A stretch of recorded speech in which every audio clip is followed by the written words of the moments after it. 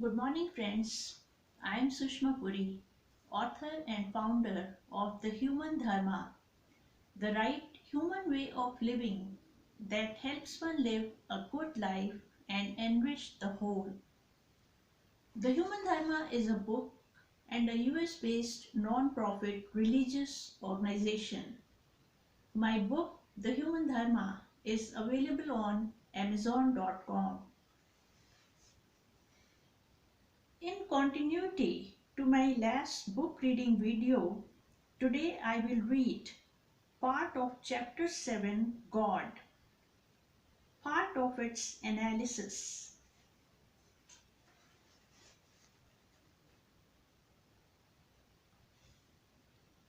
God is an English term with its synonyms in every human language. For example, Allah in Muslim and Ishwar, Bhagwan or Parmatman in Hindi, etc. When we say God, we mean an abstract entity who creates and runs the universe, loves us all, watches us and our actions all the time, and knows all. Such an entity is believed in and worshipped by the majority of humans all over the world, though in different forms. Does such an entity actually exist? Is there a God? In order to find answers to this question, let us first trace the origin of God. Where did the concept and the term called God come from? This will throw some light on the truth of our existing gods.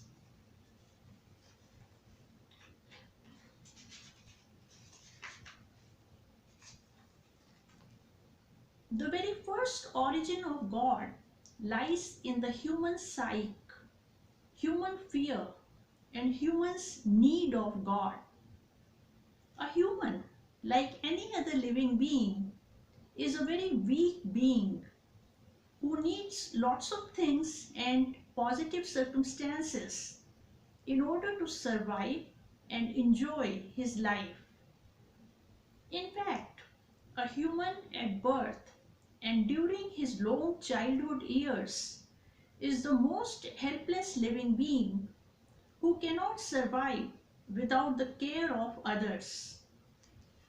Even as an adult, a human needs the constant love and support of his family and friends in order to live on. A human, by his weak and tender make, feels very alone and helpless in the rough, hostile world.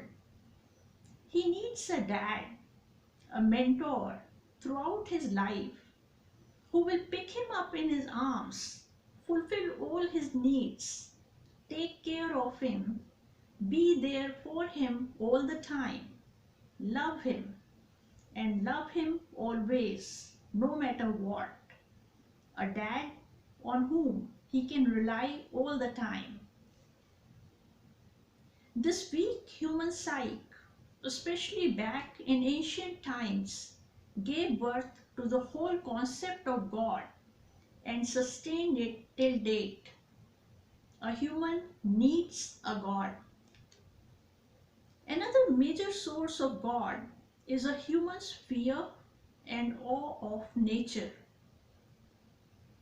Nature is vast and gigantic, too powerful in front of a fragile human. It is varied and beautiful too. Humans of ancient times lived and roamed amidst raw nature. He had to climb great heights and swim great distances to reach his destination. He feared nature. He feared its moods and temper. He feared sky-high mountains, their tough jungles, and their dangerous crevices. He feared the fury of roaring rivers and their all destroying floods. Somehow, in this process, he came to pray to please all powerful nature, its tough mountains and angry rivers. He made the god of a mountain and the goddess of a river. In old civilizations, especially in India, till date, almost every mountain and river is worshipped like a god or goddess. For example, Mount Himalayas, the residence of Lord Shiva, and the river Ganges, Mother Ganges, goddess, the holiest of all rivers, etc. Nature's variety and beauty are breathtaking, and so are the beauty and order of the universe. They awed and inspired a human since the beginning. Humans imagined a God, a power who created such a vast and well-ordered, beautiful universe, who not only created it but ran it too. Humans of every society thought so and came up with their gods. Hence, the different names of different gods, but almost same functions: create and run the universe.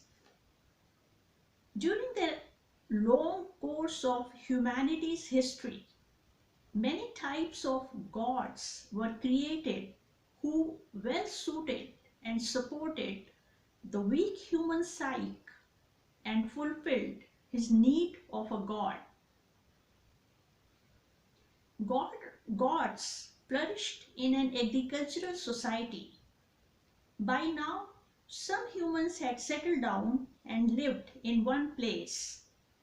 In this society, a group of humans lived in one place, grew crops, domesticated animals, and owned lands. A great need was felt to control the constantly changing weather, avoid droughts, have plenty of rains and sunshine. Only a benevolent God could have ensured that. Money and wisdom became highly desirable entities, and so did land. Poets and writers' imagination ran wild and created different gods and goddesses for different purposes. For example, Plutus was the god of wealth, and Athena was the goddess of wisdom in Greek religion. The god Indra in Hindu mythology was the god of weather and rains. He was worshipped and pleased to ensure good rains and good weather. Since sunshine was imperative to good crops, the sun was worshipped too to ensure that. The goddess Lakshmi was created to bestow the blessings of money, while the goddess Saraswati was created to bestow one with wisdom and knowledge. A large number of paintings, pictures, and sculptures were created to symbolize each of these gods and goddesses. Believers worshipped their favorite god or goddess to earn his or her blessings. Land was recognized for its fertility and utility. A plot of land was worshipped too, to please unseen powers, and is done so till date. Form of god worship was almost the same everywhere for all gods and goddesses. A symbol of God was created in the form of a piece of stone, a painting, or a statue. The devotee kept it on a high, clean platform, lit candles and incense in front of it, offered it flowers, food, and water, bowed down in front of it to please it, and tried to please it more and more with fasts and celebrations, so that God would bestow the best of money and other resources to that devotee, just as a weak and poor human does to please a rich and powerful human. Human created God in the form of a human. All gods and goddesses of agricultural society were products of pure human imagination. Thank you, friends. I hope you enjoyed my video. Please like it and subscribe if you did. Also, please share it. That will help me in spreading good teachings of the Human Dharma to all. Your comments and questions are welcome. Please join us on Facebook and Twitter. Once again, my book, The Human Dharma, is available on Amazon.com. See you soon for my next video. Have a great day.